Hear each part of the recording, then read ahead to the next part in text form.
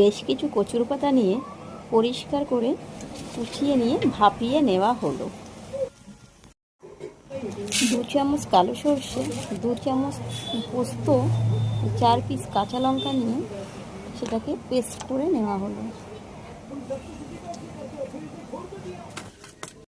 কড়াই গরম হতেই তেল দিয়ে একটা শুকনো লঙ্কা চিড়ে দেওয়া হলো। আগে থেকে নুন হলুদ মাখিয়ে রাখা চিংড়ি মাছগুলো তুলে দিয়ে ভেজে নেওয়া হলো।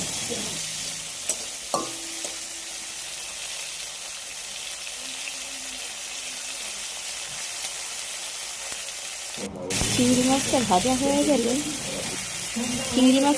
হয়ে গেলে আগে থেকে পেস্ট করে রাখা সর্ষে পোস্ত লঙ্কা বাটাটা দিয়ে চিংড়ি মাছটা বেশ কিছু সময় কষিয়ে নেওয়া হলো।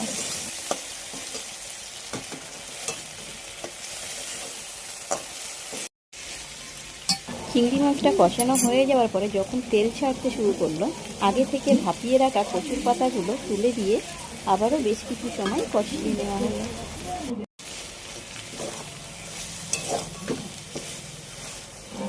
কষানো হয়ে যাওয়ার পর হাফ কাপ জলে 2 চামচ টক দই ভালো করে মিশিয়ে নিয়ে দিয়ে দেওয়া হলো।